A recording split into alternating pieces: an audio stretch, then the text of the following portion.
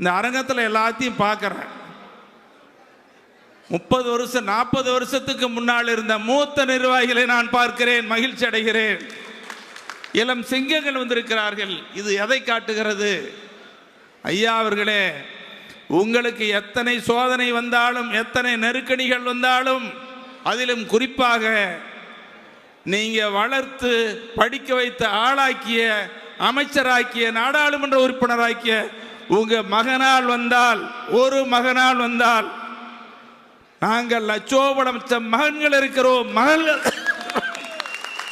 என்ற உணர்வோடு வந்திருக்கிறீர்கள். உங்களை பார்க்கறதெல்லாம் மகிழ்ச்சியா இருக்குது.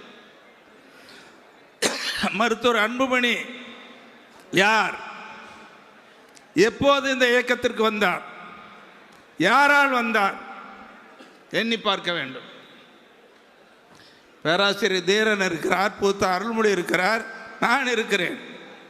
நாங்கள் எல்லாம் 1980 ஐயா அவர்களோட இயக்கத்தில் நுழைந்தவர்கள். இன்று வரையில் இருந்து கொண்டிருக்கிறோம். மருத்துவர் அன்புமணி எப்போது வந்தார்? எப்படி வந்தார்? யாருக்காக வந்தார்? நீங்க வேகமாக பேசுறேன்னு நினைக்காதீங்க. என்ன வழிக்காக பேசுறேன்னு கூட இல்லை, எல்லாரும் வேறத்தோட பேசுனாங்க. என்ன கட்சியிலிருந்து அடிப்படை உறுப்பினராக நீக்கிறதாக ஒரு செய்தி. நீக்க முடியாது, நீக்கிறதுக்கு அதிகாரம். ஏன்னா மருத்துவரையா அவர்களால், உங்களால் கட்சியின் அடிப்படை உறுப்பினர் நீக்கப்பட்டவர் மருத்துவர் அன்புமணி. நீதிமன்றம் சொல்லிவிட்டது, நானும் சொல்லலை, நீதிமன்றமே தீர்ப்பளித்து விட்டது. அப்ப உறுப்பினரே இல்லாத, கட்சியில் பொறுப்பிலே இல்லாத என்னை எப்படி நீக்க முடியும்? அந்த செய்தி வந்ததுக்காக நான் வேதனையோடு பேசல. எனக்கு இருக்கிற வேதனை எல்லாம் என்னை நீக்கிய செய்தி என்ற அறிவிப்புக்கு அல்ல, பெற்று வளர்த்து ஆளாக்கி மத்திய அமைச்சராக்கி அழகு பார்த்த உங்கள் தந்தை, எங்கள் இதயமெல்லாம் நிறைந்திருக்கிற ஐயா அவர்களை கொச்சைப்படுத்துகிறீர்களே. ஐயா சொன்னார்,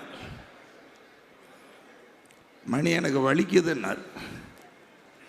பொறுங்கய்யா, அவசரப்படாதீங்க, கண்கலங்காதீங்கன்னு சொன்னேன். மணி என் இதயத்தில் ஈட்டி குத்தல, என் உடம்பு முழுவதும் ஈட்டியால் குத்தியதை போல என் இதயம் வலிக்கிறது, உடல் முழுவதும் வலிக்கிறது, இந்த வலியை தாங்க முடியவில்லை என்று புலம்புகிறார், கண்ணீர் வடிக்கிறார். இது யாரால்? ஜி.கே. மணியாலா? நம்முடைய சகோதரி ஸ்ரீகாந்தி அவர்களாலா? இங்கே வந்திருக்கிற உங்களாலா? இல்லை, தன்னுடைய மகனால். எப்படி இருக்கிற மகன்? திருக்குறள் நிறையா இருக்குது, சொல்லலாம், சொல்லிக்கிட்டு நேரம். அடுத்து இன்னொரு செய்தி சொல்கிறேன். பாட்டாளி மக்கள் கட்சி என்பது யாரால் உருவாக்கப்பட்டது? எப்படி உருவாக்கப்பட்டது? பதவியாக்கி ஆசைப்பட்டவர்களால் உருவாக்கப்படவில்லை. இந்த இயக்கம் ரத்தம் சிந்தி உருவாக்கப்பட்ட இயக்கம், சிறை கொடுமைகளை அனுபவித்து உருவாக்கிய இயக்கம், உயிர் தியாகம் செய்த இயக்கம், 21 உயிர்களை இன்னுயிர் நீக்க செய்து லட்சக்கணக்கானவர்களை சிறைக்கு சென்று உருவாக்கிய அந்த இயக்கத்தை மருத்துவரையா அவர்கள் கட்டி காத்து வருகிற பாட்டாளி மக்கள் கட்சியை சதியால், சூழ்ச்சியால் அபகரிக்க நினைத்தால் ஐயா வேதனைப்பட்டார். இன்னும் தெரியும், தமிழ்நாட்டிலும் இந்திய திருநாட்டிலும் எல்லா தலைவர்களாலும் அசாத்திய துணிச்சல் மிக்க தலைவர் என்று பாராட்ட பெற்றவர் மருத்துவரையா அவர்கள். கண்கலங்கினார், வேதனைப்பட்டார். இப்பொழுது இல்லை இல்லை, வேதனை இல்லை, கலங்க மாட்டேன், இதை மீண்டும் துணிந்து நிற்கிறேன், மறுபிறவி எடுத்திருக்கிறேன் என்று சொல்லக்கூடிய அளவுக்கு ஐயா இன்னைக்கு துணிஞ்சு வந்திருக்கிறார். ஒரு சிலர் ஐயாவால் உருவாக்கப்பட்டவர்கள், ஐயாவால் உருவாக்கப்பட்டு பதவி கொடுத்து பதவி சுகத்தை அனுபவித்தவர்கள் அன்புமணியோடு சென்றிருக்கிறார்கள். இப்போ அங்கே போனவங்க எல்லாம் வேதனைப்படுறாங்க. அவங்க மனசாட்சி ஒருத்தது, ஐயையோ எங்களை உருவாக்கி, எங்களை ஆளாக்கி உருவாக்கிய ஐயா விட்டுட்டு வந்துட்டோமே, சதிகாரரை சூழ்ச்சிக்காரர்களை நம்பி வந்துட்டோமே, இப்போ எப்படி ஐயா கிட்ட வர்றதுன்னு அவங்க மனசாட்சியோடு இன்னைக்கு உணர்றாங்க. எவ்வளோ பெரிய சதி, எவ்வளோ பெரிய சூழ்ச்சி. நீங்கள் ஒன்று பார்க்கணும், ஐயாவை வேதனைப்படுத்துருங்கன்னு நீங்கள் எல்லாம் வந்திருக்கிறீங்க. மீண்டும் ஐயா உங்களோட நாங்கள் இருக்கிறேன்னு வந்திருக்கிறீங்க. ஆனால் பெத்து வளர்த்த மகன் மத்திய அமைச்சராக்கியவர் இந்த கட்சியை கைப்பற்ற நிறுத்தினா ஐயா துணிந்து நிற்கிறார். யாரை நம்பி? உங்களை நம்பி, நம்மை நம்பி. ஐயா அவர்கள் இதே நாங்கள் இருக்கிறோம், நீங்கள் வந்திருக்கிறீங்க. ஐயாவுக்கு துணையாக இருக்கிறீங்க. நெருக்கடி இந்த சூழலை உணர்ந்து வந்திருக்கிறீங்க. உங்களை எப்படி பாராட்டுறதுன்னு தெரியல. நீங்கள் பதவிக்காக வரல, ஐயா வாழ வேண்டும், ஐயா அவர்கள் நிலைத்து நிற்க வேண்டும் என்ற உணர்வோடு வந்திருக்கிறீர்கள். மகன் தட்டி பறிக்க, அபகரிக்க, சூழ்ச்சி பண்ணி கட்சி அபகரிக்க நினைக்கிறார். ஐயா அவர்களே, உங்கள் ஒரு மகன் உங்களை அபகரிக்க நினைத்தால், நான் முன்பு சொன்ன மாதிரி லட்சோபலட்ச மகன்கள் நாங்கள் இருக்கிறோம்னு நீங்கள் வந்திருக்கிறீங்க. அதான் நம்ம சகோதரி ஸ்ரீகாந்தி சொன்னாங்க. எவ்வளவு மோசடி. இன்னொன்று, யாருன்னு அடையாளம் தெரியாது, சின்ன பசங்க. அவங்க சொல்கிறது எனக்கு மனசு கஷ்டமாக இருக்குது. உங்களுக்கு தெரிஞ்ச செய்தி, ஐயாவை இந்த கொச்சப்படுது, ஐயா பேர் கூட சொல்கிறதுக்கு நம்ம மனசுக்கு வராது. இந்த கிழவனை ஐயா பேரை சொல்லி ஒருமையில் பேசி தலையணை வச்சு அமுக்கி கொள்ளுங்க, கழுத்தில் காலை வச்சு மிதிச்சு கொள்ளுங்க. அப்படி பேசுறது யாரு? ஒன்றும் தெரியாத தம்பிங்க பேசுகிறாங்க. அவங்க தூண்டி விடுறது மருத்துவர் அன்புமணி. அப்படி பேசுகிறவங்களை கூப்பிட்டு சால்வை போட்டு மாநில பொறுப்பு. மருத்துவர் அன்புமணி அவர்களே, இதுவா நன்றி கடன்? அப்பாவுக்கு செய்கிற நன்றி கடன் இது. நன்றி கடன் அல்ல, உலகத்திலே யாரும் செய்யாத மாபெரும் துரோகம், துரோகம், துரோகம். யாராலும் மன்னிக்க முடியாது. அன்புமணியை மன்னிக்க முடியாத கூட்டம் தான் அங்கே வந்திருக்குது. அன்புமணி துரோகம் சாதாரண துரோகமா? இங்கே சகோதரி ஸ்ரீகாந்தி பேசுனாங்க, மற்றவங்களாம் பேசுனாங்க. நம்முடைய பூத்த அருள்மொழி சொன்னார், தோளில் தூக்கி வளர்த்த பிள்ளைன்னு சொன்னார். ஐயா இயக்க ஆரம்பித்தப்ப என்ன செஞ்சுக்கிட்டு இருந்தார்? எங்கே போயிருந்த? படிக்க வச்சு ஆளாக்கினா இதுவா வேலை? ஒரு கும்பலை வச்சுக்கிட்டு தினமும் செய்தி போடுறது, அவதூறுப்படுத்துறது, அவமானப்படுத்துறது, இதையெல்லாம் தாங்கி கொண்ட மருத்துவர் ஐயா அவர்கள், இனியும் நான் பொறுக்க மாட்டேன், துணிந்து நிற்கிறேன், மீண்டும் மறுபிறவையோடு உங்களை சந்திக்க வந்திருக்கிறேன்னு சொல்லியிருக்காரு. அதனால தான் நான் அன்புமணிக்கு நான் எச்சரிக்கையோடு சொல்லிக் கொள்கிறேன், இனி உங்களால் பாட்டாளி மக்கள் கட்சியை கைப்பற்ற முடியாது, அபகரிக்க முடியாது. டெல்லி உயர்நீதிமன்றமே சொல்லிவிட்டது. எந்த காலத்திலும் பாட்டாளி மக்கள் கட்சி என்று சொன்னால் அது மருத்துவர் ஐயா, மருத்துவர் ஐயா என்று சொன்னால் பாட்டாளி மக்கள் கட்சி. இதோ நாங்கள் இருக்கிறோம். இந்த ஜி.கே. மணியை பொறுத்த வரைக்கும் போற்றினாலும் தூற்றினாலும் என்னுடைய வாழ்வும் என்னுடைய பற்றும் என்னுடைய லட்சியமும் மருத்துவரையா, மருத்துவரையா, மருத்துவரையா என்று இந்த ஜி.கே. மணி சொல்லுவது மட்டுமல்ல, இங்கே வந்திருக்கிற நீங்களும் சொல்கிறீர்கள். இன்னும் கிராமங்களில் இருக்கிற தமிழ்நாடு முழுவதும் இருக்கிற லட்சோபலட்ச முன்னோடிகள், இளைஞர்கள் சொல்லுகிறார்கள், அன்புமணியினுடைய துரோகம் இனி வெளிச்சத்திற்கு வந்து விட்டது. இந்த துரோக செயல் எடுபடாது. இனி அரசியலை ஓரம் கட்டிட்டு ஏதாவது வேலை இருந்தால் பாருங்க அன்புமணி, இனி ஒன்றும் நடக்காது, வேலைக்கு ஆகாது. என்ன நியாயம்? இது அநியாயம் இல்லை?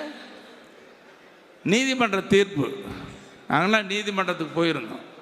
டெல்லி உயர் நீதிமன்றம், அதை வட இந்திய நீதியரசர் ஒரு பெண்மணி டெல்லியை சேர்ந்தவர் சொல்கிறாரு, நம்மையார் சொல்கிறாங்க, விவாதத்தில் ஐயா பேரை சொல்லி எத்தனை மகன்னு கேட்குறாங்க. நம்ம தரப்பு வழக்கறிஞர் சொல்கிறாரு ஒரே மகன் தான் அப்படின்னு சொன்ன உடனே, இந்த ஒரு மகன் அப்போட சேர்ந்து செயல்படுறது தானே. ஒரு டெல்லியில் இருக்கிற உயர்நீதிமன்றத்தினுடைய நீதியரசர் ஒரு பெண்மணிக்கு தருகிற உணர்வு பெத்த மகனுக்கு இல்லையே. இது எவ்வளோ பெரிய வேதனை. அதான் நம்ம சகோதரி ஸ்ரீகாந்தி சொன்னாங்க. தம்பி சுகந்தன் சொன்னார், மாமாவை பற்றி கேட்டார். நல்ல மாமா தான், நல்ல மாமா. ஆமாம். அதனால் இனி தமிழ்நாட்டின் வளர்ச்சியில் அக்கறை கொண்டு 46 ஆண்டு காலம் பயணிக்கிற மருத்துவரையாவினுடைய கனவு நனவாகும். ஐயா அவர்களை முடக்கி வைத்திருந்தீர்களே, அன்புமணி ஐயா சொல்றது, ஐயா மனநலம் பாதிக்கப்பட்டார், குழந்தை மாதிரி ஆயிட்டார். சரி, அப்பா குழந்தை மாதிரி ஆனால் பாதுகாக்க வேண்டியது யாரு? மகன் தானே. மனநலம் பாதிக்கப்பட்ட மருத்துவம் பார்க்க வேண்டியது யாரு? மகன் தானே. மனநலமாக பாதிக்கப்பட்டார் இல்லை. மருத்துவர் அன்புமணி உன் செயலால், உன் துரோகத்தால் மனம் குன்றி உட்கார்ந்தார், வேதனையோடு உட்கார்ந்தார். இன்னைக்கு தொலைக்காட்சிகளில் பேட்டியில் எப்போ இல்லாத அளவுக்கு ஐயாவை நாங்கள் அப்படி பார்த்ததில்லை. உங்களுக்கும் தெரியும், நீங்களும் பார்த்துட்டு இருக்கிறீங்க.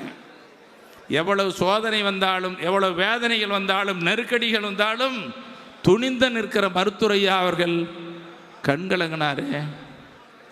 அந்த கண்கலங்கிய காட்சி தமிழ்நாடு முழுவதும் பாட்டாளி மக்கள் கட்சி சார்ந்தவர்கள் மட்டுமல்ல, எல்லோரையும் சிந்திக்க வைத்திருக்கிறது, வேதனைப்பட வைத்திருக்கிறது. இது யாரால்? பெற்று வளர்த்த மகன் அன்புமணியால். ஆகவே மருத்துவர் அன்புமணி இனி அரசியல் செய்ய முடியாது.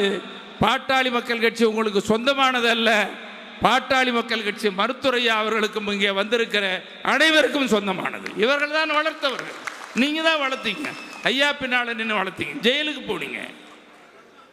ஆகவே மீண்டும் நான் உங்களை அன்போடு கேட்டுக்கொள்வதெல்லாம், வேண்டி விரும்பி கேட்டுக்கொள்வதெல்லாம், நேரம் ஆயிடுச்சேன்னா இந்த செயற்குழு முடிச்சுட்டு அது பொதுக்குழு நடக்க போகுது. பொதுக்குழுவில் நீங்களும் இருக்க போகிறீங்க. பொதுக்குழு உறுப்பினர்கள் வெளியில் இருக்கிறாங்க, அவங்களும் பார்க்க போகிறாங்க. இந்த கதவெல்லாம் திறந்து விட போகிறோம். இப்போ ஐயா பேச போகிறாங்க. அதனால் நான் அதிகமாக பேசாமல் மீண்டும் நான் உங்களை வேண்டி விரும்பி கேட்டுக்கொள்வதெல்லாம், ஐயாவிற்கு நெருக்கடியான சோதனை காலத்தில் நீங்கள் துணிந்து நாங்கள் இருக்கிறோம் என்று வந்திருக்கிறீர்களே, உங்கள் உணர்வு, உங்களுடைய லட்சியம் எந்த அளவுக்கு பாராட்டப்பட வேண்டியது.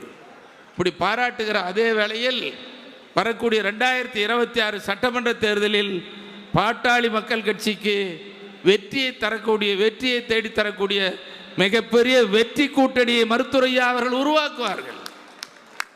அந்த வெற்றி கூட்டணியை உருவாக்கி தமிழ்நாட்டில் ஐயா பின்னால் பாட்டாளி மக்கள் கட்சி ஓங்கி நிற்கிறது, உயர்ந்து நிற்கிறது என்று வெற்றியை பெறக்கூடிய வகையில் இங்கே வந்திருக்கிற நீங்கள்லாம் இன்னைக்கு முதல் போய் கிராம அளவில், கிளை அளவில், வாக்குச்சாவடி அளவில் அமைப்புகளை உருவாக்கி பாட்டாளி மக்கள் கட்சி ஒவ்வொரு வாக்குச்சாவடியிலும் அதிகமான வாக்குகளை பெற்றது. ஐயாவினுடைய வேத மந்திரத்தில் ஒன்று சொல்லுவார், ஒரு வாக்குச்சாவடியின் வெற்றி தான் ஒரு தொகுதியின் வெற்றின்னு சொல்லுவாங்க. அந்த அளவுக்கு நீங்கள் கடுமையாக உழைத்து நம்முடைய கட்சியை பலப்படுத்தி தேர்தலில் வெற்றிக்காக உங்களை தயார்படுத்திக் கொள்ள வேண்டும் என்று உங்கள் அனைவரையும் அன்போடு வேண்டி விரும்பி கேட்டு, இந்த 2025 நம்ம பூத்த அருள்மொழி சொன்னார், இது சனியும் பிடிச்ச ஆண்டுன்னு சொன்னார். தெரியல என்ன பிடிச்சதோ தெரியல. இந்த பீடை நாளை மறுநாள் டிசம்பர் 31 ஒளிந்தது. 2026 உங்களுக்கும் ஐயாவுக்கும் நல்ல ஆண்டாக அமையும், இது வெற்றி ஆண்டாக அமையும் என்ற நம்பிக்கை நமக்கு இருக்கிறது. அந்த அடிப்படையில் ஐயா அவர்களின் கரத்தை பலப்படுத்த வேண்டும். ஐயா அவர்கள் சொல்லே நம்முடைய வேத வாக்கு என்று நாம் செயல்பட வேண்டும் என்று இந்த செயற்குழுவில் நீங்கள் உறுதியேற்க வேண்டும் என்று உங்கள் அனைவரையும் அன்போடு வேண்டி விரும்பி கேட்டுக்கொண்டு, இந்த செயற்குழு உறுப்பினர்களாக இருக்கிற நீங்களும் உங்கள் குடும்பமும் இந்த 2026 ஆண்டில் பொருளாதார உயர்வு கண்டு நீங்களும் குடும்பம் நலமோடு வாழ வேண்டும், வளமோடு வாழ வேண்டும், மகிழ்வோடு வாழ வேண்டும் என்று அனைவருக்கும் வாழ்க வளர்க என புத்தாண்டு வாழ்த்துக்களை தெரிவித்துக் கொள்கிறேன். தை பிறந்தால் வழி பிறக்கும். தொடர்ந்து நமக்கு தை வரப்போகிறது. உங்களுக்கும் வழி பிறக்கும், குடும்பத்திற்கும் வழி பிறக்கும், ஐயா அவர்களின் வழிகாட்டுதலுக்கும் வழி பிறக்கும் என்று சொல்லி இந்த செயற்குழுவை தொடர்ந்து நடைபெறுகிற பொதுக்குழுவை சிறப்பாக நடத்துவதற்கு ஏற்பாடு செய்திருக்கிற அன்பு தம்பி நம்முடைய சட்டப்பேரவை உறுப்பினர் அருள் அவர்களுக்கும் அவரோடு துணை நின்ற நம்முடைய கதிர் ராஜரத்னம் உள்ளிட்ட மாவட்ட செயலாளர் மற்றும் உள்ள அனைத்து பொறுப்பாளர்களுக்கும் நன்றியை தெரிவித்து, இங்கே எவ்வளவு தூரத்திலிருந்து வருகை தந்து இந்த பொதுக்குழுவை செயற்குழுவை சிறப்பித்துக் கொண்டிருக்கிற உங்கள் அனைவருக்கும் நன்றி என நன்றியை தெரிவித்துக் கொள்கிறேன். நான் ஊடக நண்பர்களை அன்போடு கேட்டுக்கொள்வதெல்லாம், இங்கே பேசுகிறவங்க என்ன உணர்வோடு இருக்கிறாங்க, இங்கே வந்திருக்கிறவங்களை விட்டு எல்லாம் உணர்வோடு பேசுவாங்க. இந்த உடனுக்குடன் செய்திகளை தெரிந்து கொள்ள சன் நியூஸ் பெல் ஐகானை கிளிக் பண்ணுங்க.